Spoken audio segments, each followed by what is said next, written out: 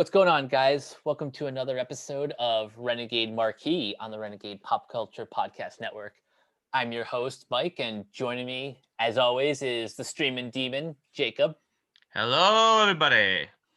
And we've got Hayden. Hello, darlings. And making his return after months away, we've got Tyler. Hello, everybody. So, on today's episode, we've got two films that couldn't be any more different. We've got Cruella, the hotly anticipated prequel to 101 Dalmatians-ish. And we have A Quiet Place Part 2, the sequel to John Krasinski's 2018 horror film, A Quiet Place. So we begin with Cruella, directed by Craig Gillespie of I, Tonya fame, and written by Dana Fox and Tony McNamara, with story credit to Aline Brosh McKenna, Kelly Marcel, and Steve Zissou. So the film is set in 1970s London amidst the punk rock revolution, where a young grifter named Estella is determined to make a name for herself with her designs.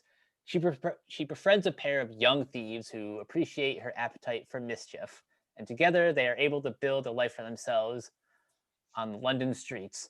One day, Estella's flair for fashion catches the eye of the Baroness von Hellman, a fashion legend who is devastatingly chic and terrifyingly hot. But their relationship sets in motion a course of events and revelations that will cause Estella to embrace her wicked side and become the raucous, fashionable, and revenge-bent Cruella. So before we get into the actual review, I have a story about my experience, my, I guess, theatrical non-experience. By the way, thank God for the decision to release this day and date on in theaters and on Disney Plus, or else I would not have been able to finish this movie, or at least by today. So I got to the theater. I was all set, ready to go. About 25 to like 25 to 30 minutes into the film, the fire alarm goes off. Nobody really does anything in my theater for like a good minute until one of the ushers comes out and says like, we're evacuating the building, so everyone head outside. So we're all just standing around. We have no idea what's going on. A fire truck comes in. They take a look. They take a look around, and like they have no idea what set off the alarm. It was either like a glitch with one of the projectors. What is it? The popcorn machine. Like they don't know. They didn't give us a straight answer. So instead of letting us go in right away, they all gave us refunds, or like that one movie free pass that you can cash in for anything. So I didn't want to like wait around for hours, and I was busy with other things going on that day. So I just went home and finished where I left off on Disney Plus. And that's how I ended up finishing this movie. So who wants to go first? Your general thoughts? Hayden, why don't we start with you, since you seem like one of the film's biggest defenders. Yeah, so I had a really good time with this. I really just think that it knows exactly what it is and what a lot of people wanted to see, which is a campy, fun time that just goes full throttle with its style and doesn't really care as much about being taken too seriously. I think there's been a lot of discussion over the opening scene, which I will not spoil, but I genuinely think that the writers were having the time of their life when coming up with that scene. Absolutely. Knowing McNamara's work on The Favorite and The Great. It just Yeah, seems like I, a w- very I was gonna point that out that one of the writers was like they did work on The Favorite, which Emma Stone also starred in. So it's great. It's great that like there's already sort of a rapport with the actor and the writer that they get to play around with the material in a very tongue-in-cheek fashion. Jacob, do you want to go next? Your general thoughts? It was fun. It's basically what Hayden said. There's not a whole lot of substance to this movie. It doesn't really try to make a grand statement. There are hints of it trying to go deep, like Cruella trying to figure out if she's comes to grips with like who she is, whether she's meant to be good or bad. It's kind of like what the hair splits, white or black, what they try to make that represent. As far as these kind of deconstructionist live action remakes are concerned, it's good. It's okay. It's fun. It's certainly it knows what people kind of go into an origin story on Cruella for, like the really amazing costumes. Like I think we can all agree that the costumes in here are freaking stunning. Oh, absolutely. Yeah. Jenny Beavan understood the assignment, is what I will Exactly. say. Yes. And there's some 70s needle drops in here and fun over the top performances. It's a good time. All right, and I really couldn't expect anything more than that realistically. Yeah. So before I throw it over to Tyler, I had a really good time with this. You know, not like poor theatrical experience aside. Once I ended up finishing the film, I had a grand old time with it. I think in the pantheon of the modern Disney live action canon, I think this one sits comfortably in like a vague, non-particular order top five. So, you know, the other ones in that top five would be like Pete's Dragon, Cinderella.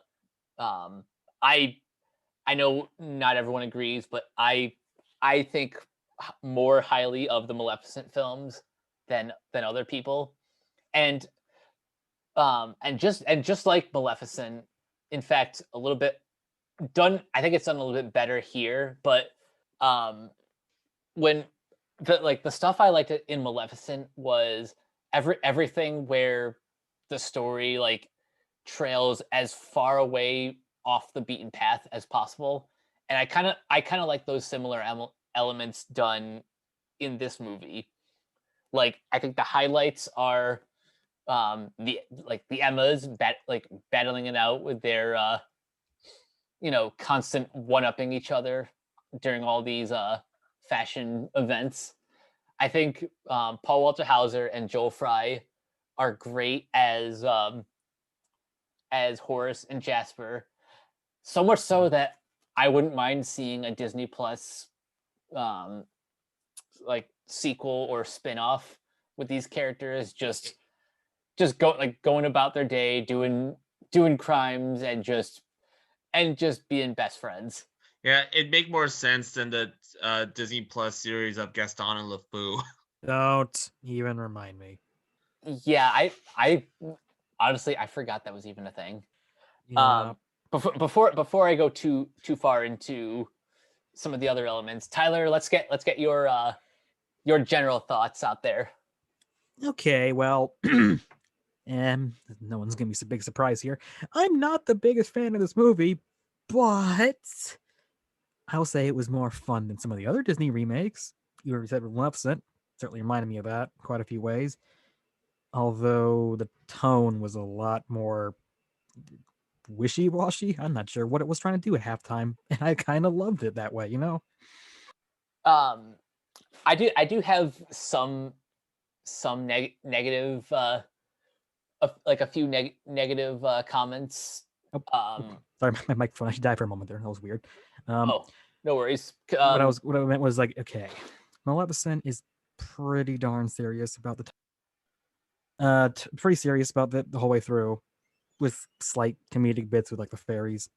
This is a roller coaster. There's like 5 screenwriters attached to this, and I can definitely feel it being pulled in different directions. Some scenes very serious, some a complete farce. Some scenes, like the opening bit that I'm sure everyone's talking about, I don't know what they're going for, and I kind of love the mystery. It reminds me of Evil Dead 2, where I'm like, is this funny? Is it scary? I don't know. Well, I think it started off like comedic and a very darkly comedic, but then gradually becomes more and more serious as we find out more details about it. Yeah, that's the one where I'm like, okay, the situation is not funny. The way the actors are playing, it's kind of funny. The CGI, I cannot tell. It's a complete mess, and I kind of enjoy it for that. Because Maleficent is just dour, just not fun. This is definitely fun and something I will never forget, just because of the artistic choices it makes.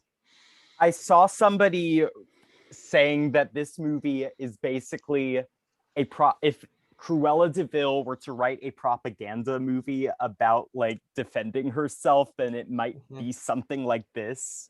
Absolutely. And I feel if you look at it like that, it can kind of make it more fun for people. Just yes, it's basically this story from her perspective. Yeah, except for Maleficent being like some sort of weird like alternate scenario. This is like, can kind of see it being a prequel to like the Glenn Close movie, but also it's slanted enough that it's like, what perspective are we going with here? Is it, as you say, propaganda that she made? Kind of feels it half the time.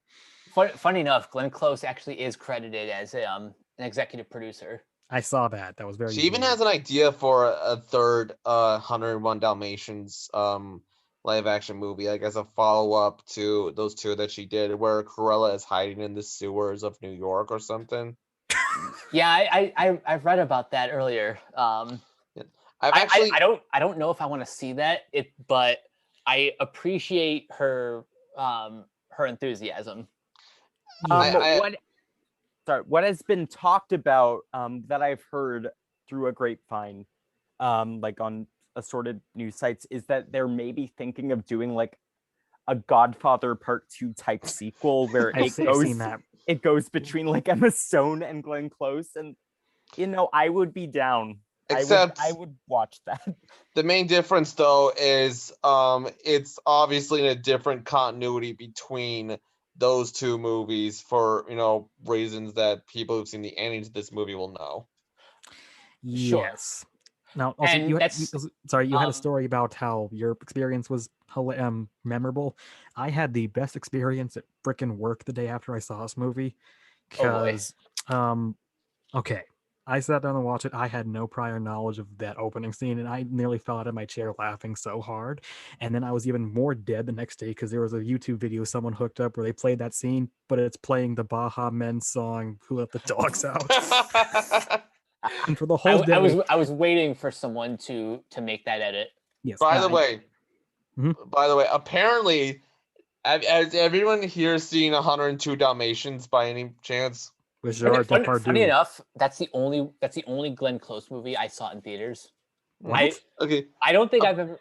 See, the thing is, I don't think I've ever actually seen the first one, or if I have, it was like maybe like on TV or on HBO, but I like remember distinctly seeing 102 Dalmatians in theaters. Well, apparently they did want to open that with Who Let the Dogs Out. But that would have been even okay. But the only thing is that was the tone so much better. They couldn't do that because it was already scheduled to be in Rugrats in Paris, the movie, and so they instead went with diggity dog, diggity dog, diggity dog, diggity dog. Boo. Yeah, 100. I actually have watched all 3 prior ones. I've seen the animated one again. It holds up really well. Like, yes, do you guys have any like fond memories of that one in particular? I rewatched the animated movie a couple nights ago, and I said on Twitter, like, this holds up a lot better than most people would think, because not only is like the Cruella de Vil song just like an absolute bop. You know, the characters are all endearing. It's got Roger might be the most underrated like male protagonist in like the classic era Disney films. Yeah. And then Horace and Jasper have like, you know, the best like comedic timing, and also Cruella just being Yeah, like just an absolute mad woman is Betta Lou Gerson, she's phenomenal as that. Yeah, I was trying to remember her name, Betty Lou Christian. She was stellar in that role. The movie has a very distinct look thanks to the Xerox process, because that was their first anime one after Sleeping Beauty, which was a huge bomb at the box office, and that was, you know, a very lavish, very handsomely made movie. And to cut costs on this, they did the Xerox process, which was they transferred the drawings directly onto the cell. And you know, that's kind of why you have that kind of sketchy look. You know, I love the look of that. You know, Walt, he was not a fan of that at all, but you know, it just had so much character to the movie. You know, Yeah, it feels like a New York like art piece at times. yeah, it's very it really does. Yeah. Now to bring this back to Cruella, something that was always on my mind while watching this was, like, do you think like 10 or 15 years ago Emma Thompson could have played like a more traditional live action Cruella? Maybe. She has the range. I will put it that way. I think she could. I mean, Yeah. she's Emma Thompson, so you know. Like, I don't know if we're gonna get into heavy spoilers. I mean, there's a particular reveal that, in hindsight, feels pretty obvious, but on the other hand, it also kind of adds to the strength of casting both Emma Stone and Emma Thompson in these particular roles. Which that's the thing about this movie. As much as I enjoyed watching it, like a lot of the strengths also happen to be its weaknesses. Like, for example, yeah, the soundtrack for this movie is great, but it's so obvious. Mm-hmm.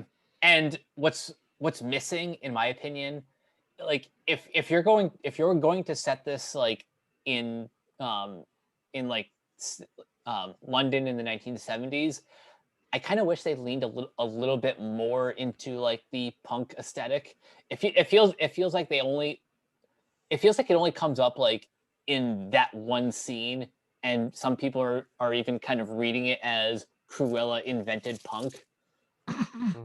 But Yeah. I don't know. I wish like I wish it was it leaned a little bit more into that, and didn't just kind of like reduce it to a singular moment. And even with like the soundtrack, the only real punk needle drop is the Clash's "Should I Stay or Should I Go?" That should have been London Calling, and you know it. Oh, I'm 99% positive that they wanted to use that song, and someone had to like restrain themselves, being like, no, that's what everyone expects. But when you play Nancy Sinatra and the Rolling Stones, they went with the most obvious pick. Of course. If I had any critique of the movie for me personally, was that it maybe could have used a little more bite, no pun intended. I agree with that. And again, leaning into like the punk movement in the 70s would have given it that that bite that this movie really needed. But it probably, there's only so much bite you can give it, with it being a PG-13 Disney movie. Yeah, exactly. So how true. it handles the glamorous London of the 70s. Yeah, this probably couldn't go with a Sid and Nancy approach. No. Well, it'd certainly be interesting though. Yeah. Another thing that much like how I felt about Maleficent. Well, while I like when this movie like tries to do its own thing, it's it's when they have to shoehorn in elements from the original. Yeah, like Roger and Anita. That yeah, And don't get me wrong, those or the car, or it's Hell Hall now. It's like things like that, like the prequelitis elements yes, are the Han Solo-ish shove-in moments where it's like, see, this is how this happened. Or like So, I will like a say I Joker. feel that compared to a lot of other movies that it was like they did it in a way that it wasn't quite as distracting as I've seen in other movies. Well, Yeah, Like like, some way of they them were handled just the way they handled casual, the way they handled the Dalmatians, that's either the best thing or the worst thing ever, depending on who you ask. another I- thing. Sorry. that's one of those try not to think about it moments. I could I not will- stop thinking about it. I am going to bring up another point in that how this movie portrays Dalmatians might actually be a net positive, in my opinion, in that so when the original, I believe when the first remake came out with Glenn Close, and it might have also happened with the original animated, but don't It quote did with me the on original that. one too.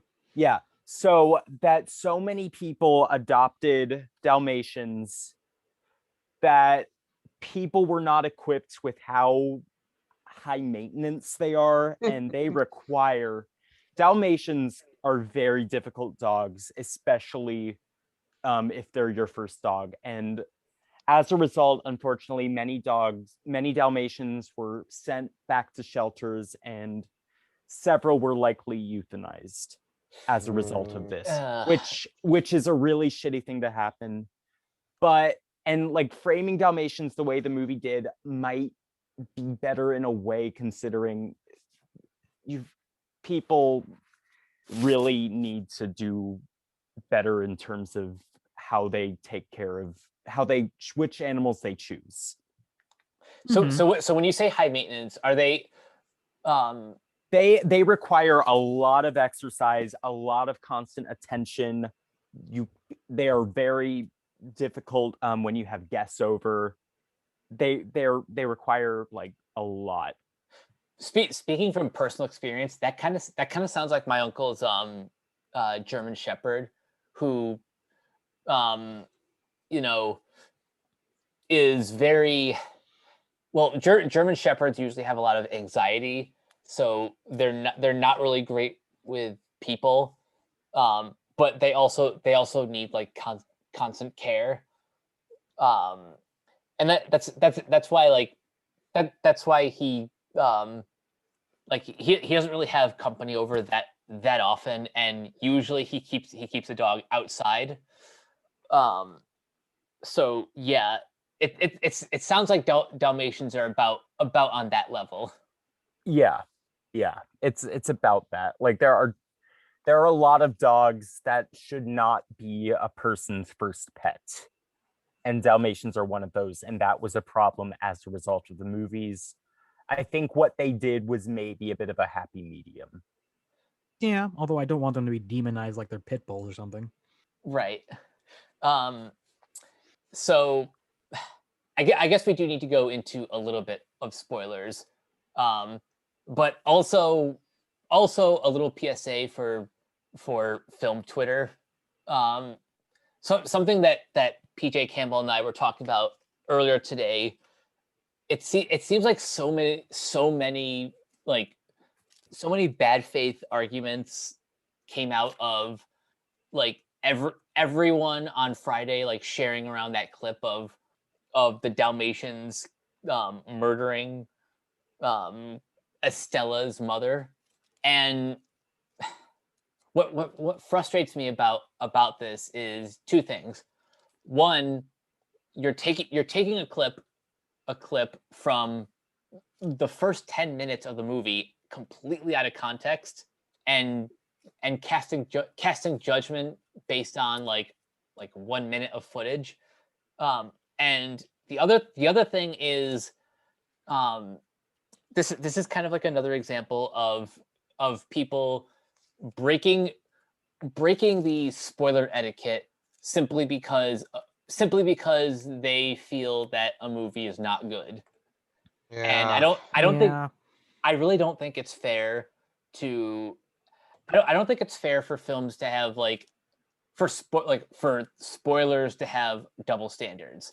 Like, Or maybe they just didn't think it's technically not a spoiler because it's in the first 10 minutes, which it still is.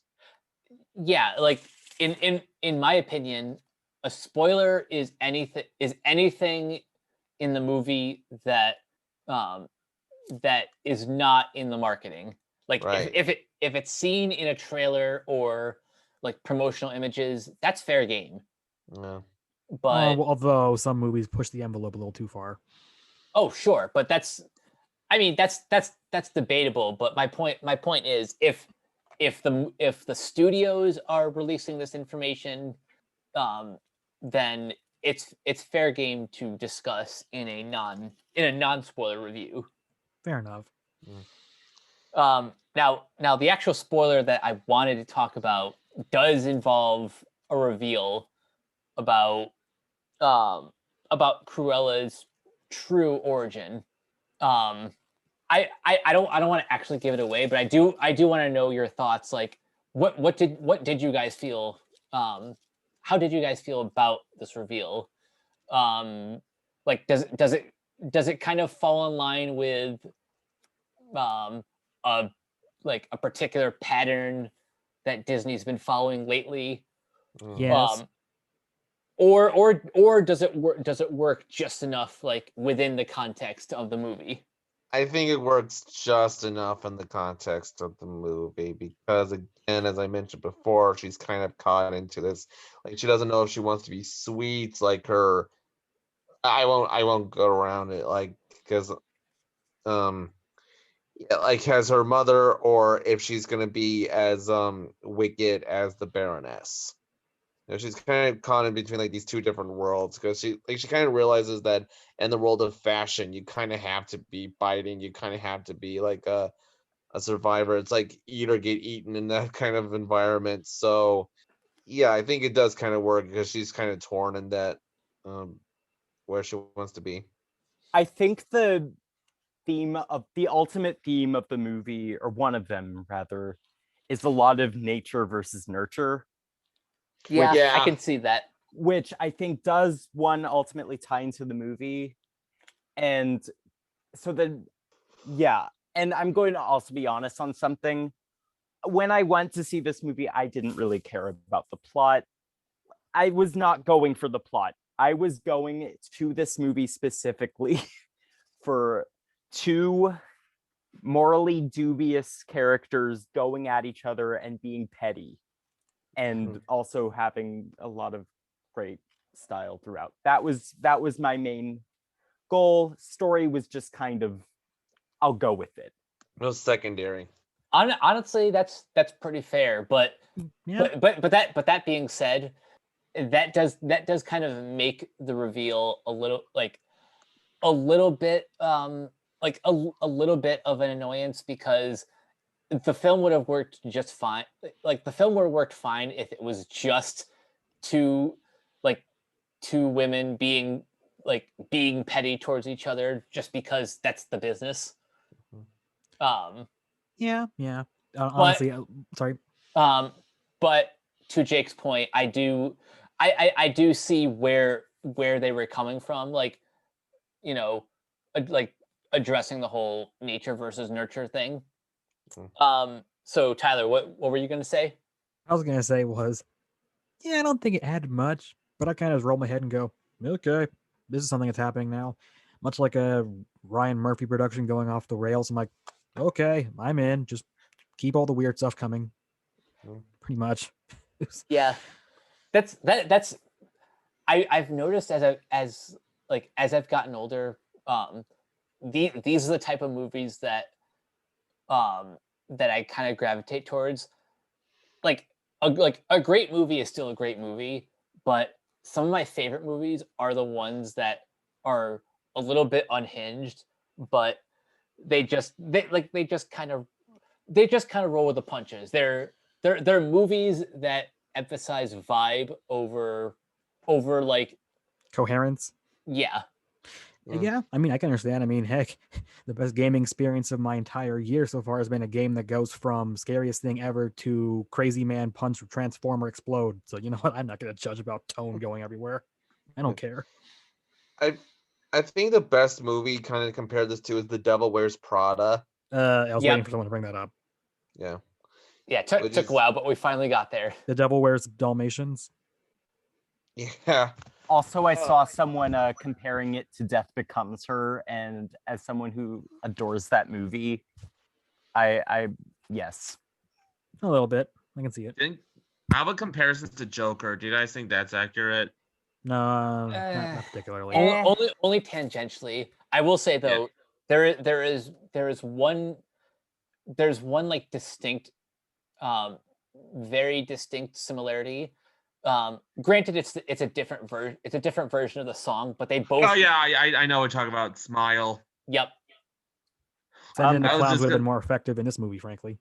Another Batman comparison I want to make is it's just something that I thought of is the Penguin's origin story in Batman Returns. Yeah. Because when I you can say it, when you say it out loud, it sounds just as insane. It's just a man is so reviled and hated by his parents that they send him into the sewers where he is raised by penguins. Like, that sounds insane when you say it out loud in a similar way to what I think kind of happens in this.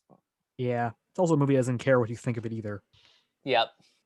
Do you think now's a good time for Hayden to discuss that little story of his, some facts about the sequel, the book? Yeah, I'm very curious to hear about the sequel to Dodie Smith's original novel, The 101 Dalmatians. Okay, prepare yourselves. So, this book has a plot that, as some kids will say, is pretty buck wild. It is called The Starlight Barking. It is a sequel to the original novel, The 101 Dalmatians by Dodie Smith. And as such, it shares the same author. So I am reading this from a Cracked article entitled 5 Little Known Sequels That Ruined Iconic Stories. Okay, so Smith's sequel picks up where the first book left off, with the titular 101 Dalmatians now grown and living on their Dalmatian plantation. And then things get weird. They wake up one morning to discover that every non-dog on Earth has fallen asleep. This includes their former nemesis, Cruella de Vil, who is featured in only a tiny cameo. Reasonably weirded out, the dogs also realize that they are telepathic and no longer need to eat. What? Also, they can fly. Everybody can fly now. What? And they can open doors with their minds, because why not? The main character is Cadpig, one of Pongo and Mrs. Pongo's children, because Perdita is actually not with Pongo in the novel. Anyway, Cadpig has moved, the dog Cadpig has moved up in the world and has become the English Prime Minister's mascot. And since the Prime Minister is indisposed, the dog, Cadpig, becomes Prime Minister herself and forms an entire cabinet of dogs. Okay. All What the hell is that? all the dogs of Earth are then called to Trafalgar Square, where they are greeted by Sirius, a dog space alien from Sirius the Dog Star, with a grave warning. It turns out Sirius is behind the sleepy Earthlings, the flying, and the telekinesis. He is concerned about the possibility of nuclear war on Earth and extends an invitation for all the dogs to join him in space. They eventually say no, because even the dogs know that's a whack idea for a book. Here's something I read from Wikipedia. Although the 101 Dalmatians has been adapted into 2 films, so the 61 animated film and the 96 live action, and each version has a sequel film, 101 Dalmatians 2, Patch's London Adventure, and 102 Dalmatians. Neither sequel film has any connection to the Starlight Barking. Disney archivist Dave Smith said he was unaware of any considerations for adapting the novel, although Walt Disney was interested in doing another project based on Smith's further writings. Can't imagine why. I just find that hilarious that that like nobody at Disney even considered adapting the Starlight Barking, because I'm thinking about how this would have been portrayed like in animation, like especially during like either during the Walt era or like the post Walt Dark Ages, and boy, this would have been something. Keep in mind, Disney did a sequel to The Brave Little Toaster called The Brave Little Toaster Goes to Mars, which is actually based on the book by the same author. So what's their excuse for not adapting this one? Prestige. Probably. Yeah. I was like, wow, that premise sounds as crazy as Brave Little Toaster Goes to Mars. And I remember that actually be based on a book by the same author as the first one. The writer Thomas M. Dish. So I basically I just looked that up and wow. So yeah, double standard much. And I thought Gump and Company was the weirdest sequel to a popular movie turned book. Yeah. Book turned movie. Well, okay then. Yeah, that's a wow. So if you're laughing about Dalmatians killing a woman, just remember we could have had dogs in like almost going to space. Just keep it in mind when you're watching Cruella. Yeah. See, this is why context is important, but also knowing like fun facts like this. This is an actual fun fact. Yes. So before we move on from Dalmatians, any other final thoughts on Cruella? It's a shame they had Emily Beecham in here for only like 5 minutes because I'm a really big fan of her. Yeah, that is a shame. A lot of the like supporting players who aren't like part of the main ensemble, I did feel were a little bit wasted. Yes. And also, I'm not a fashionista. Some of those outfits looked good. Some of them looked absolutely. I don't even like the one that everyone screenshots where it's like her painting the future over her face. I don't even know what they're going for on that one. But the one where she, like the dress burns up into something else, that looks nice. So it's like, I think that like that sequence is one of my favorites. Just the way they pull that off is very Catching Fire-ish. And that is real, right? That's not CGI. I don't know. Yeah, hard to say if that was real though. Like, because how the hell did they do that without burning Emma Stone to a crisp? They have like some fire retardant like things that might be able to, but I don't know. Actually, have we talked about her performance at all? Emma Stone's Yeah. performance. I think we touched on it briefly, but she's like, one of the best actresses working right now, and this is a good example as to why. Oh, she rolls with it better than I think any other of these Disney remake acts. She rolls with it better than Emma Watson did with Beauty and the Beast. I'll say that. Oh yeah, no. You know, to quote Twitter, she understands the assignment. I think she did too. I think she understood. Some of the actors, I don't know if they knew they were in on the joke. She seems to be in on the joke. Yeah. It's her, Thompson, Joel Fry, and Paul Walter Hausen. Basically, like the core cast. They all knew exactly what movie they were in. Yeah. Paul Walter Hausen. It's especially impressive that he can pull off a British accent so well after doing such a perfect Southern one in Richard Jewell. So this guy, he's talented, man. Yes, I will say that. Yes.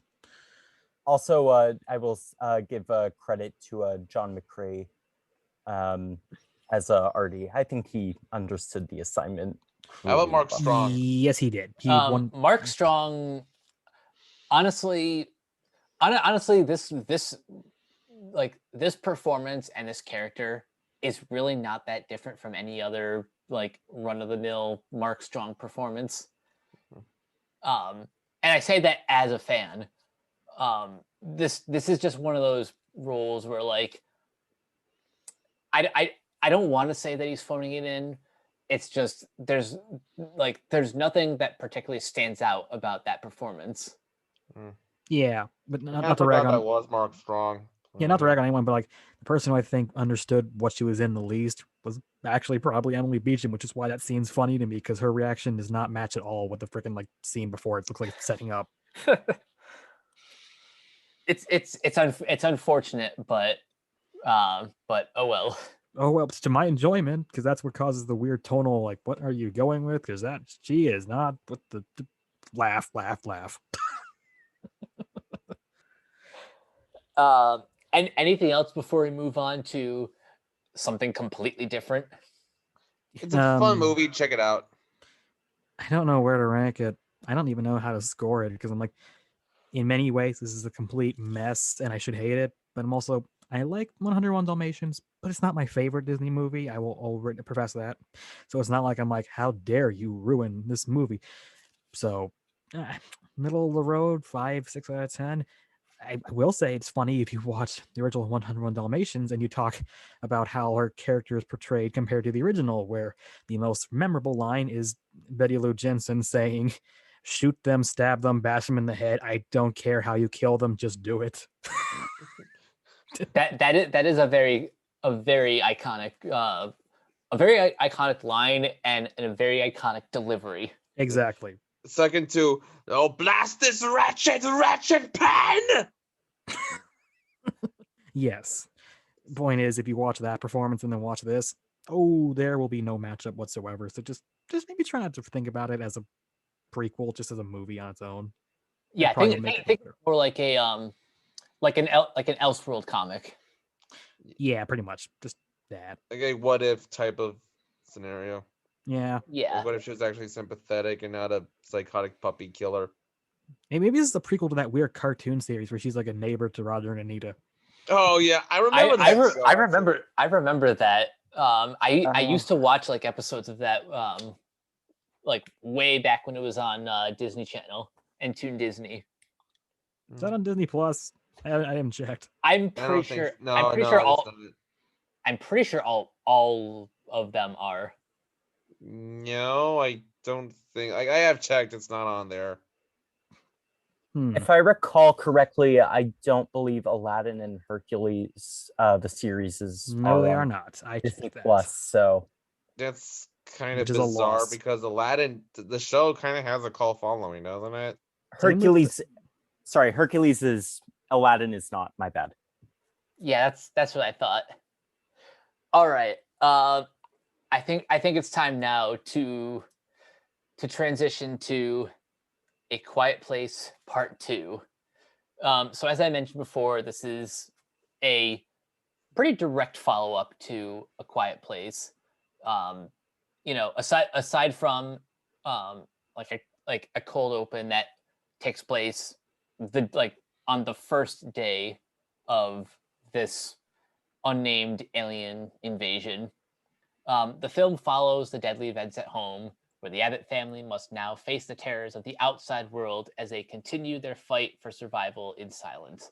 Forced to venture into the unknown, they quickly realize that the creatures that hunt by sound are not the only threats that lurk beyond the sand path. So a little fun fact about this movie, a lot of it was filmed in upstate New York on a soundstage in Buffalo, and a lot of other places like Erie County, North Tonawanda, and Barcelona Harbor. So and the first scene, I believe that it was shot in Little Falls too. So there's a little bit of New York bias for me that kind of played into how much I enjoyed this film. And I'm not gonna lie, I really like this film. It's one of my favorites of the year. And I think I like it just as much, if not a little bit more, than the first one. Jacob, you had a very unique experience with this movie. Why don't you dive into that? Well, when I first saw it back on Friday, I actually didn't like it initially. I didn't like it because the first Quiet Place movie, to me, that is just a masterclass example of a family-oriented drama that just happens to be a genre film. It's so tightly written, the script. There's very little fat in it. It's such a lean, straightforward, no bullshit horror movie. It's weighted by a lot of family drama. It's very compelling. It's very convincing performances all around. And I think the main reason I wasn't crazy about the sequel initially was because I thought the first one wrapped up pretty well, at least for me. Like, I didn't feel like I needed to be with the Abbott family again, because it was implied at the first movie that they just kill the remaining two monsters after they killed one of them, after they found out a way how to do so. And I just kind of felt like, like it was like in this one they interact with a lot more people than they used to, and I thought that kind of took away from the family dynamic. But I rewatched it again today to prepare for this, and yeah, I do. My opinion of it has improved quite a bit, actually. I do think it's a very natural continuation. It knows how to keep things relatively simple. It's still very much focused on this family. Um, yeah, so I think it's a lot better than I thought it was the first time. That's good. I'm glad that um I'm glad that you took the time to you know to Yeah, reassess your thoughts. yeah. The thing, what sucks is my Letterboxd review of it. I gave it 2 stars initially, and I hate that it's already gotten 4 likes on it. And I don't plan to delete it or anything. I just kind of wish that wasn't my most popular one so far. Ooh, ouch. Yeah. Um, Hayden, your general thoughts? So, something that struck me about this movie was I thought it was a really good unintentional allegory for how we are dealing with, quote, the new normal in the pandemic world. Because I think the general plot of the film is about evolving and adjusting your life according to what is going on. This is something that we are learning, however slowly, depending on some people, to cope with and equip ourselves with, to handle. And that was just something like that I was thinking about the entire time, how it came out. It was filmed like before all of this COVID stuff happened, but it really was resonant to me in that way. And what I really enjoyed was how it is. I think the focus of this film is really on the two kids learning to grow up and adjust to the world around them and mature, and follow in their parents' footsteps, which I really, really enjoyed. And I thought the scenes handled suspense very well. There were some scenes where I was cringing and terrified watching, and I thought it did a very good job at that. I have some minor gripes, but overall, very, very well done film, in my opinion. The irony of your interpretation of the film is that A Quiet Place 2 was one of the first films to be delayed Yeah. I was because gonna of say, COVID. like, yeah, it was like one of the first casualties. Yeah. And For the record, I was so sick of seeing the trailer when back in March of 2020. I saw that trailer in front of every movie. Same. And I basically said to myself, I am so tired of this trailer. I wish that movie would just come out already so I wouldn't have to see it anymore. And then COVID happened, and then I didn't end up seeing that trailer for a year, which honestly probably a good thing. Yeah, Well, this no, is like the biggest wide release theatrical only movie at least since like Tenet, I think. Yeah, No, it's already made more money it's than more so Tenet. than Tenet because that was released in like 2,000 theaters, and this is like, I don't know, 3,700, I think.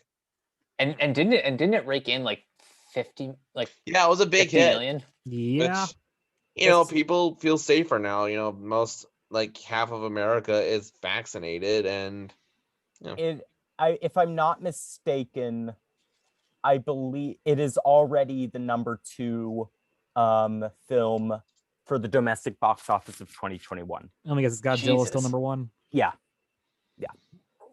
But opening weekend already, it's number 2. So, yeah. So, Tyler, what do you think of it?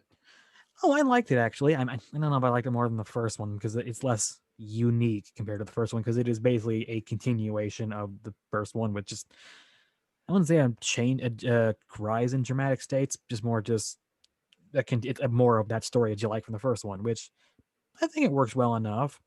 Definitely sets itself up for more movies, which I'm sure that'll happen. It's making enough money. They are making a spin-off movie. Yeah, good. it's not a matter of if, it's a matter of when. Yeah. Also, I will say this: I am a really big Cillian Murphy fan, so to see him in this was great. Oh Uh-huh. yeah. That's kind of a gripe with it. I initially I had, because I did kind of wish that he was the focus of it. I kind of wish too, actually, now I mention it. Because I do hope that the spin-off film, we do get to see like another side of this world, maybe tell a completely fresh and original perspective. Honestly, the one who I want to see the focus of on a spinoff is Jaimin Hansu's character, who's not named. He's just referred to on the credits as man on island. Which is funny because the last, that kind of reminds me of Cillian Murphy actually, because his credit in Dunkirk was just simply the Shivering Man. But yes, I do agree. Cillian Murphy is great in this movie, but really the star is Millicent Simmons, who is excellent as the I'll call her Ripley Jr. basically because she is definitely falling in that archetype. Yep. The most obvious thing we have to point about is that she actually is deaf. Oh yeah. Which John Krasinski actually has said that he went out of his way to cast an actual deaf. One little detail I do like about her performance is while she's doing the sign language, she does kind of quietly say out loud what she's doing. Like, I think we too often forget that deaf people can talk. Yeah, they can. Yeah, I am glad that we do get to hear her voice in this one. It kind of goes, that it is a step forward in her character development. Yeah, if we're gonna do when they do the third one, I wouldn't mind if more deaf actors are showing up, like Russell Harvard from Fargo. That'd be all cool if he showed up. Somehow get Marlee Matlin. I was gonna say Marlee Matlin too. It's like, sure, like a deaf colony the of girl characters. from Godzilla vs. Kong. Why not? And it would make sense why I'm just saying this as an aside. It would make sense why that family did do as well as they did, because they had the experience of talking like non-verbally. That makes a lot of sense as to why they as a family would probably survive. They have experience. Yep. Yeah. So also Noah Jupe as the son, like from when he gets his foot caught in the bear trap. That scene, I had to look away like a few times.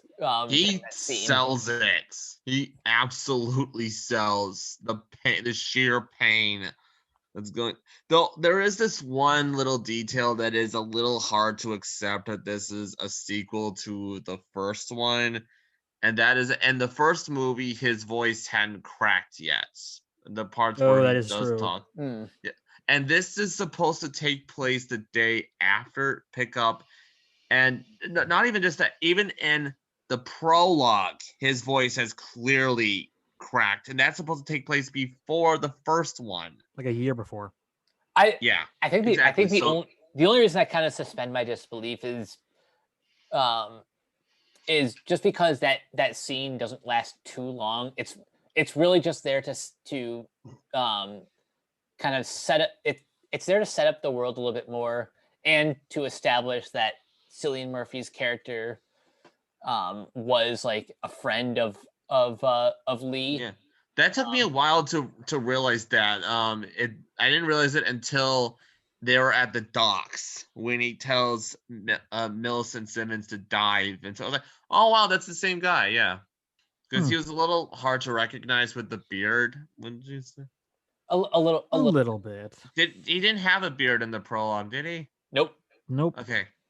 I mean, he does have those amazing eyes, so Yes, I who was could gonna miss say, those? his great Irish eyes and hair. You can't miss it. Nope. Yeah.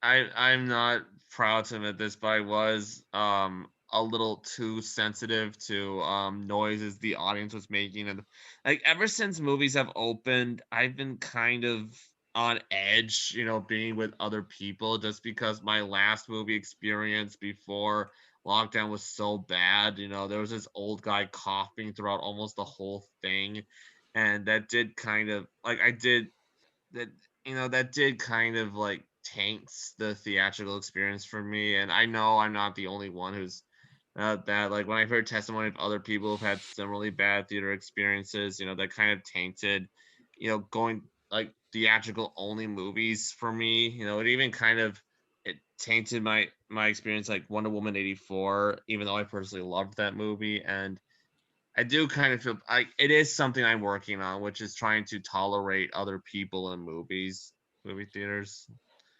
Like that I maybe that clouded my judgment with this one. I don't know, but It's a fair question to ask, because as you attested to, like the second time you saw this movie, you did have a more positive experience. the first time, the first one wasn't even that bad. That's the thing. Like it was, I just become so sensitive at that point that even just a guy coughing like 5 times in a movie, that just kind of rubbed me the wrong way. And yeah, I do Fair kind enough. of regret having that much of a sour mood before or maybe I don't think it completely changed the way I look at it, because maybe I just didn't want, like, maybe because I had such high expectations for this one, maybe. Because I still absolutely adore the first one. I still don't think it's quite as good as the first one, personally, but Yeah. it is better. I will say the second one, it is a much better movie than I remembered it, and for reasons we'll go even further into. Yeah. Well, horror films I think are the most interesting to watch with an audience because either they can improve the experience or really take it away. And a movie like A Quiet Place, especially the first one, that one you really need a quiet audience because not Yeah. much dialogue. This is gonna probably drive you Right. insane. Something that might make you feel better is that if this were the world of A Quiet Place, all of these people would be dead. Yeah. Actually, Yeah. Yep. I kind of turned into the Quiet Place monster when I was in that theater. Well, don't And worry. like when I hear like a cell phone go off, I go, ah! Like, To be I just fair, attack yeah, all these people would be dead because in the first year, people would be going like, "I don't think this is true. I can make as much noise as I want," and then they just get murdered by a monster. yeah. Judging by the reality we live in. And that's a way to bring up 3D movies back. Like actually have a guy in an alien costume just attack them. Oh, 50s like horror moment where it's like the tingler. Oh no, your chair is buzzing. It's coming to get you. Yeah. For me, I think that this movie as a sequel has aspects that I like more than the first, but also aspects that I like a little less than the first, if that makes sense. So it's kind of for me, it's kind of a give and take. It's not as unique, but also I might like Cillian Murphy more than John Krasinski. So, take and choose. Also, I will say that there is one minor gripe that I have with both of the movies, but it's kind of too late at this point to go back, is ideally, I don't think that maybe they should have a score, and that the movie would be more effective if it were just silent, like altogether. But Maybe. that would be a nice touch. On the one hand, on the other hand, I do love Beltrami's score. Oh no, it's a great score. Films. The thing Great is, scores. I think the score though, it's supposed to reflect the mental state of the characters. It's not. Well, scores aren't really supposed to be objective. They're supposed to kind of. I get, yeah. It's just that I think when there are clearly parts in here that are supposed to be scarier than other parts. So it does kind of show their kind of state of mind when a monster is near or whatever. So there are interesting examples of how a score can decrease or increase the validity of a scene. Like there's edits of like the ending of E.T. with the music cut off and it does not emotionally work at all. But then there's scenes where the music is intentionally not there and it works. Like David Fincher's Zodiac, the scene on the beach. That scene has no music whatsoever and it's so much more creepy because of that fact. Like there are two particular movies that had no score. I think really the Birds didn't have a score that worked. No. Neither did No Country for Old Men. That's true. It's funny you mentioned that because you think it has a score, but it really doesn't. No, you're right. And also Mother, that didn't have a score. I forgot about that, like that aspect. Have you seen that movie, Mother? Yeah, I remember it. Yeah, I saw it just once in theaters, but that was a crazy movie. Yeah, it was a very, very unique experience. Yeah. It's one of the few horror movies that genuinely scares me. But back to Quiet Place Part 2. You guys didn't think that this movie was a rehash of the first one in any way? Because I kind of thought it did when I initially saw it. To the extent a sequel can be. Yeah, I didn't think it was really so much like a rehash. So like more so it was I don't know, it did feel more like a okay, so the first movie ends, that's like chapter 1 and this is just like the next chapter. Yeah. And it does a lot of like it does a lot of like the same moves that like a movie like Back to the Future Part 2 or Matrix Reloaded or other like sequels to a first movie that was originally meant to be standalone. And even in interviews, John Krasinski has admitted, I don't want to make a sequel to this. Like at first he was just going to write a treatment for some other writer or director to take over. But then as he was writing it, he's like, oh, okay, nope, I'm directing this. And that's how we got what we got. Well, what I will mention before going back to the score issue, I don't know, they could handle it like, you remember how when Logan came out, there were like 2 versions on the DVD, one that was in black and white, one that wasn't. Oh yeah. Can they just handle it like that? Or it's like, here's the non-score version on the DVD if you want that. Yeah, that's kind of what I think I was getting at, more or less. It would be interesting to see. Yeah. There were scenes that were in this movie that were kind of echoes, like when Emily Blunt, when she goes on the sand trail to get some medicine for Noah Jupe's foot, I think, or like oxygen tanks for her new baby. She goes by the grave side of her son, the young son who died in the first one, and she puts her own wedding ring on it, like to show, like as it commemorate John Krasinski's character. That kind of felt like, at first, again, I need to stress that at first it felt like a rehash of that one part where Millicent Simmons goes to his grave. But no, I just felt like that was necessary, kind of to show that. I mean, it's still a big loss in the family. It's still Yeah, you have there's to still she's remember still that like this movie takes place like literally seconds Exactly. after. Yeah, like Yeah. sorry, Dad just got horribly torn apart like 12 hours ago. Also, this is another thing I noticed, and it's just something that came to my mind is, did any Black person like survive this movie? No. Oh shit, you're right.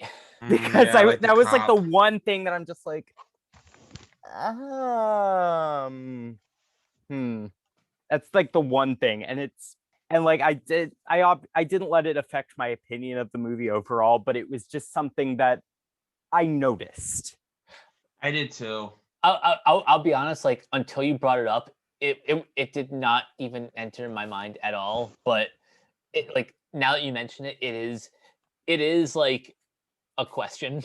And, Yeah, and it's how like it's like when someone says that there's not many Black people in Tim Burton movies. You sit there a minute and we're like, huh, oh, I guess. Oh, and also even the prologue when they're hiding in that restaurant and it's that Black couple, like I think it was brother and sister, they were calling their mom, and then their cell phone goes on. It's like her calling them. I think that's what attracts the monster to that restaurant, starts attacking everybody. Yeah. Yeah, see, Luckily- that's another example. And like that at that first one, I was kind of at the moment where I was kind of like thinking, okay, we don't see who actually died first in that area, and then the Black cop died, and I was like, okay. I guess that was never mind. What kind of makes that tragic is that he kind of brought his death upon us with the gunshot. He's just like an instinct, and when you see a big fucking monster, you just have to shoot at it. But then, and that was what attracted it to it. That's another cool thing about these monsters is that they're not really trying to kill anybody. Like they're just so sensitive to noise that they just attack any source of it that they could find. So there is some sympathy you have towards them, maybe. in the same way that if like, you hate your loud neighbor and just want to freaking burn their house down, yeah. But that makes their weakness so interesting. Like, like their weakness is like the high frequency feedback. Mm-hmm. Yeah, that's caused by Millicent Simmons's hearing aid, which she picks it up from the first movie. She puts it to a microphone, and then it goes to she puts it next to like the amplifier, and that's what causes them to like bug out, and yeah, it paralyzes them. And I think that's the thing I like about this movie a little bit more is that now that she's realized that that's her weakness, it gives her more agency in it gives her more agency to to chart a course for She kind of becomes the savior of this world. exactly.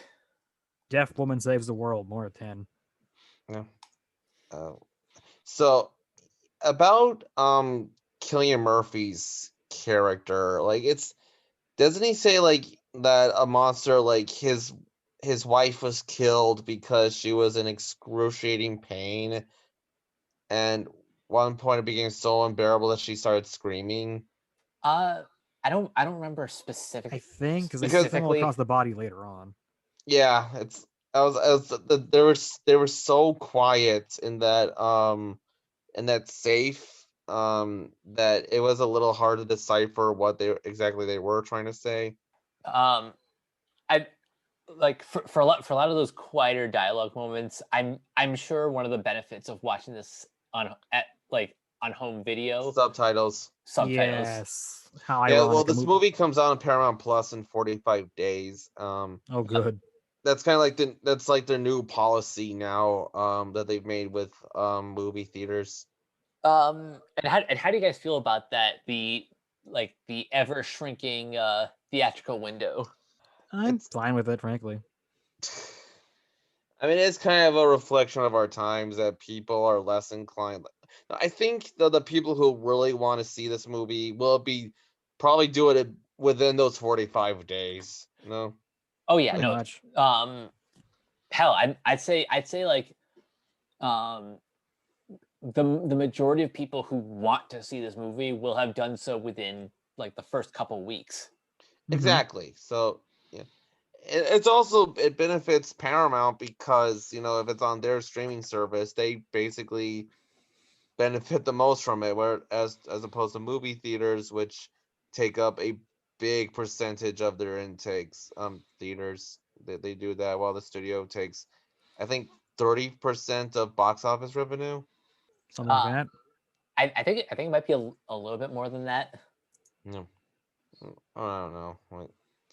Well, it benefits them because of the new subscribers that Paramount Plus would gain, when Of when it comes course. out. Mm-hmm. So anyway, did Cillian Murphy, was he? Would you say he was a complex character in any way? Somewhat. Yeah, to some extent. Like, is that he was a kind of a character who lost all hope and trying to survive that, and he pulls that off masterfully, I think. One standout scene was when he and Mills and Simmons are in the docks, and they're those basically those parasites, those what are they called? They're like ferals who scavenging them basically, and I just call those the red eyes. oh, okay. And they I don't know, yeah, there was that little girl who kind of tricks him into approaching her, and then does it like she kind of stabs him a little bit, and they put like this harness with bells on it on top of him. So and they're searching like Millicent Simmons up to see what she has, and that was a good scene. I think it kind of showed in what desperate people were willing to do in that environment. For better or worse, that like there were certain elements of that kind of remind me of The Walking Dead. A little bit. Yeah, particularly like the middle seasons where they started to introduce like the concept of like it's not just the monster like the zombies who are like the enemy. It's also humans going against each other for whether they're fighting over resources or just kind of fighting to just fighting because they're all anxious about the situation. Yeah, although it doesn't go too far, which is probably for the best because you don't want to emulate The Walking Dead too much. Yeah, I think that's what I ultimately liked about this movie is that the main threat was still the aliens.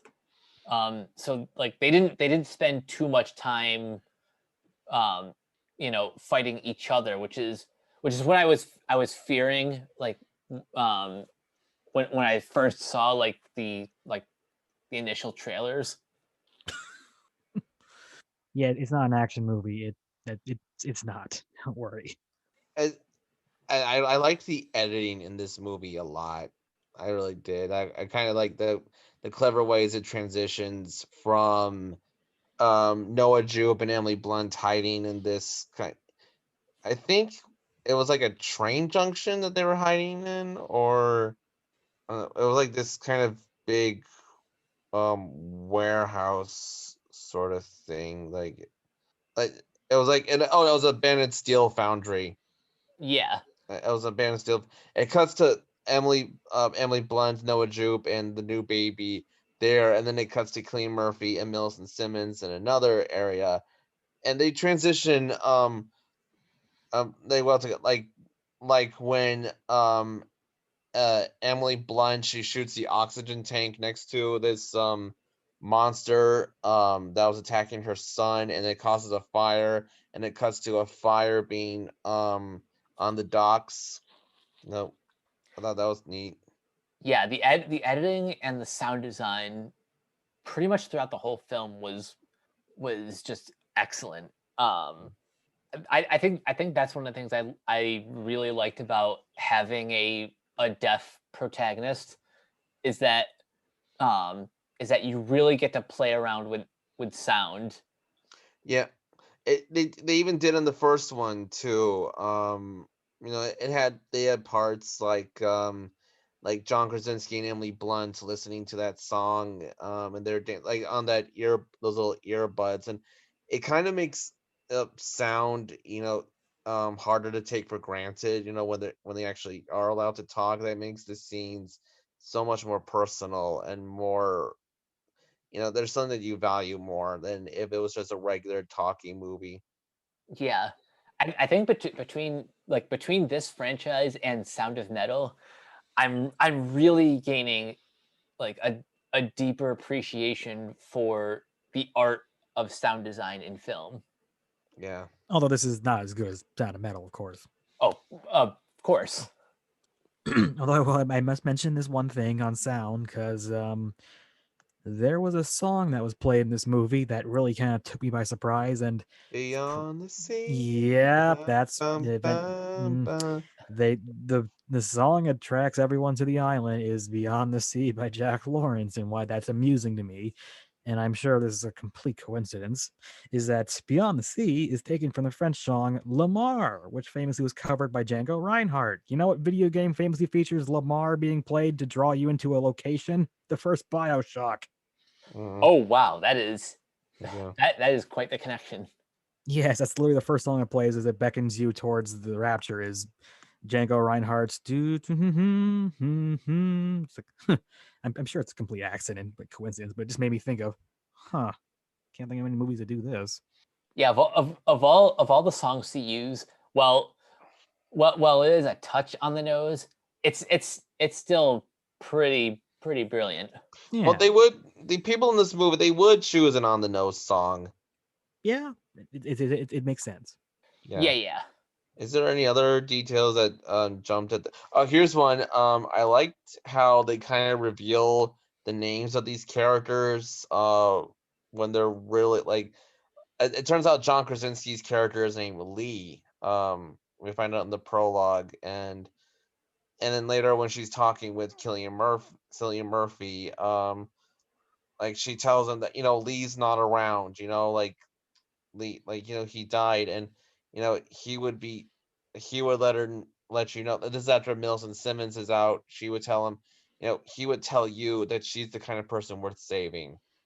And later, when Noah Jupe, his character's name is Marcus, and when we find that out, when he's stuck in the vault, and he's being deprived of oxygen, because like I think he accidentally like locked himself in because like there's like this cloth that's where the hatchet is, and and Chekhov's it's supposed- towel, as I called it.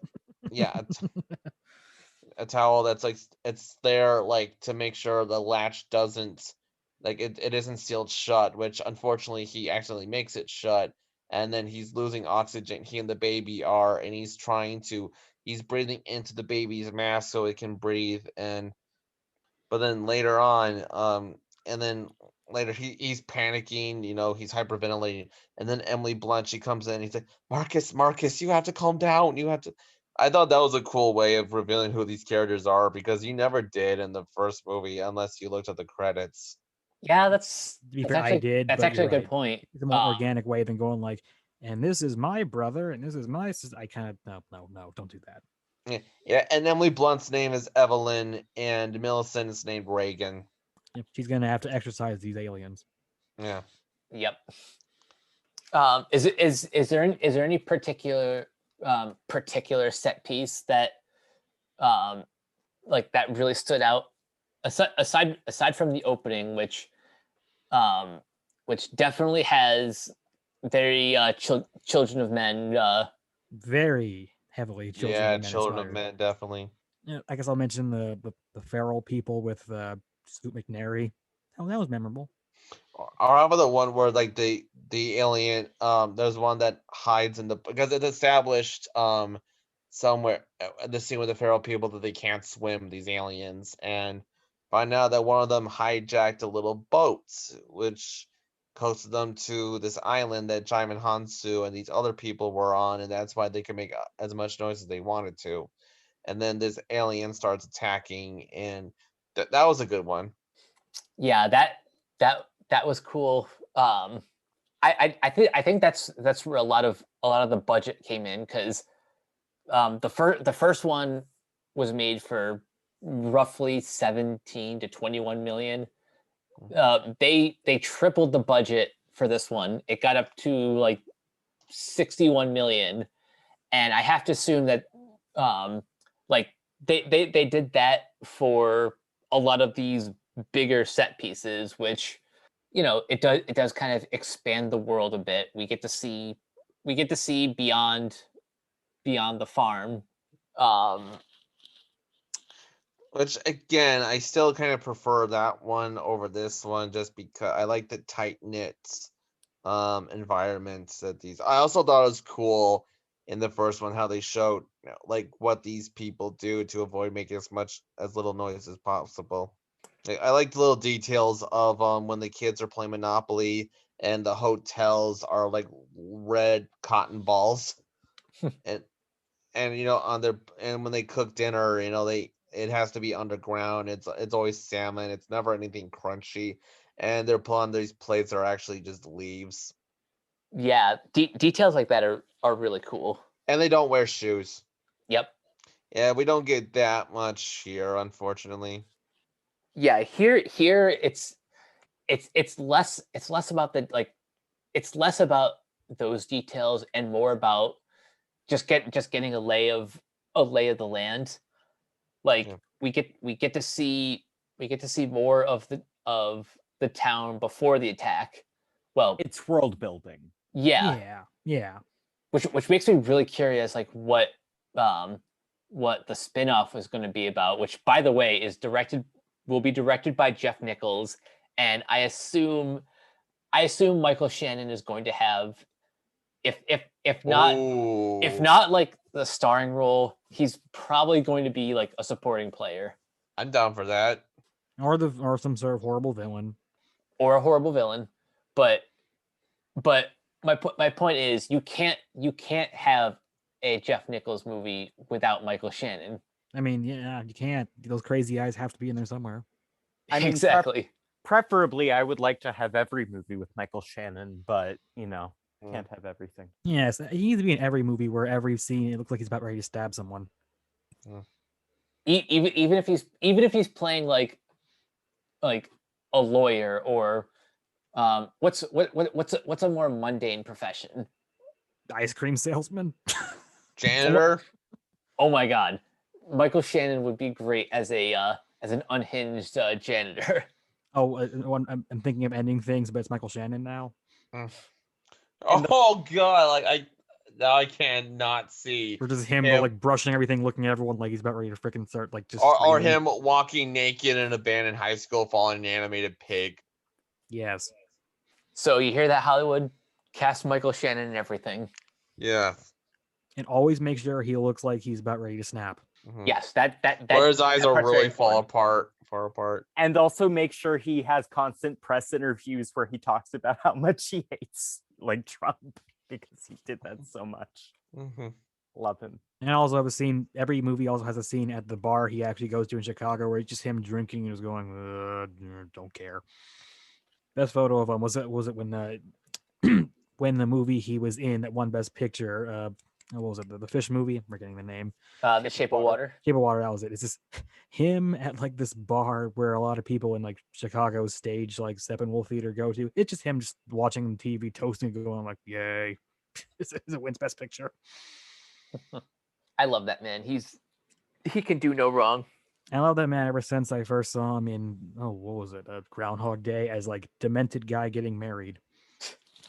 Bless him. Can't believe you've been around for that long. Yeah, that was his first movie. I think he's even uncredited in that movie.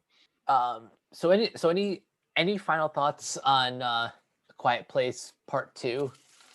I'm happy it turned out as well as it did, and that the year-long wait didn't make us all turn into freaking like sound monsters. Yeah. No, I think think after what 14 months of waiting, this was I think this was definitely worth the wait. Yes. Although I might turn into a sound monster too if they freaking delay the French Dispatch one more time. They shouldn't. It's already got an October 2022 release, That's what they and said last year. if the performance of this movie 21 release, I mean, and if the box office performance of this movie is any indication, I think we just might be done with delays and movies going straight to streaming. Like the last one, I think Boss Baby 2, which will be shown in theaters and on Peacock simultaneously. I think that will be the last one. I could be totally wrong, but I wouldn't be surprised if that turns out to be the case. What an honorable last casualty. The last one. For the record, I had a billboard for A Quiet Place Part 2 that was by my house for so long after it was supposed to come out. Oh wow. It was there for like I want to say it was there from like I want to say February through like maybe August or September. It was there for a long time before. Oh man, that reminds me, like at the place I worked, there was like a standeed full of like Dorito chips advertising Wonder Woman 1984 with the original release date for months. Oh no. And one of my local theaters that unfortunately closed technically because they went bankrupt is that theater had like all posters that just came out in March 2020, and that was all they still had. It was all like Onward, The Hunt, The Invisible Man, and all of those on there. They're still there right now, and it's very eerie to see. Yeah, I think my theater has been doing a decent job like keeping the posters like relatively contemporary. But I feel awful for those who like kept up all their like old posters for movies that got delayed or have still yet to be released. Yeah. Like if any theater has like posters for No Time to Die or some of the other COVID casualties, that's just sad. One thing that gave me pause was when I went to see the New Mutants. It was a drive-in, but I had to get my tickets in the auditorium, and among the posters was the Jeremy Camp "I Still Believe" movie. Oh, that was one of the posters that was at the movie theater I just mentioned too. That was one of them. Yeah. And I've mentioned before that was the last movie I saw in theaters like before the pandemic. Oh wow. We talked about it actually. Yep. Yeah. But going back to A Quiet Place 2, I think both these movies are if nothing else, proof positive that John Krasinski has a very deep understanding of not just horror, although he does say that horror is one of like the best storytelling genres, but I think he just really has like a keen eye for big 4-quadrant entertainment. He actually has directed a couple of movies prior to that. He did The Haulers and Brief Interviews with Hideous Men. Yeah, he's cut his teeth on a couple indies, but like with the Quiet Place franchise, although he is definitely standing on the shoulders of like Spielberg, Ridley Scott, James Cameron, and I even in my review for the first movie, I basically described that as like the feature-length version of the kitchen scene in Jurassic Park. But like I think after this movie, it is very obvious that Krasinski's here for the long haul. Mm-hmm. Yeah, he's the guy who saved cinema. That he is. Hayden, any There's final always thoughts? On that note, there's always next time, Christopher Nolan. You tried. What? Yeah, people like to see a movie that's actually comprehensible and actually has heart. Go figure. And whose director will not want to beat you to death with a 70 millimeter widescreen angled camera for not watching it in that aspect ratio. Yep. Actually, I want John Krasinski right now to freaking tweet Christopher Nolan, say, "Go watch this movie on Netflix when it's up there. Just see what happens." So before we get out of here, a little preview of what's coming next. We have we'll obviously be talking about the Conjuring. The Devil Made Me Do It. We are definitely going to talk about In the Heights. And after that, I think the next one is Fast 9. Peter Rabbit 2. That's right. June is going to be a very busy month. So And The Hitman's Wife's Bodyguard. See, there's a lot to look forward to. A lot of sequels. Yeah, a lot of sequels. Before we head out of here, Tyler, where can everyone find you online? No, you can find me at Debunk File on YouTube. I'm always making a new video or thinking of making a new video.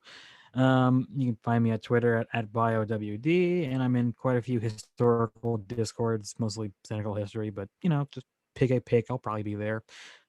Or just freaking just tweet me or mention on Facebook anything about the recent Resident Evil game, and I'll definitely be there. And anytime you mention Lady D, that's basically your bat signal. I almost put on the hat today, but remembered, no, can't do that for this. Hayden, where can everyone find you online? Yeah, I can best be found on Twitter at the Hayden Wilder and on Instagram at Hayden Wilder. And Jacob? I'm gonna say, Tyler, I really wish people can see the Paige O'Hara photos behind you. Oh yes. Or the bell still images. Anyway, you can find me on Facebook and Twitter. It's Jacob Crable, KREHBIEL. I have my own Letterboxd account, Streamin' Demon. Just ignore my Quiet Place 2 review, please. And I'm also part of the Renegade pop culture Facebook group. And you guys can find me on Twitter at Captain K42. Check out my quick thoughts on letterboxd.com/CoachK42. Find me in all the various Facebook groups, just at my name. You can check out Renegade Pop Culture on Facebook and Twitter at Ren Pop Culture. Also look for us on Podchaser. You can listen to all of our podcasts on Anchor, Spotify, Apple Podcasts, wherever you listen. You'll occasionally find me like once a month on the PJ Campbell Network on their Suddenly soundtracks. I've done 2 so far. One for Metallica's Master of Puppets and the Beatles' Abbey Road. Ooh. And last but not least, everything can be found at renegadepopculture.com. Need an escape? So do we. That'll do it for this installment of Renegade Marquee. Thank you guys for listening, and we will catch you guys later. Peace out. See you, folks. Farewell.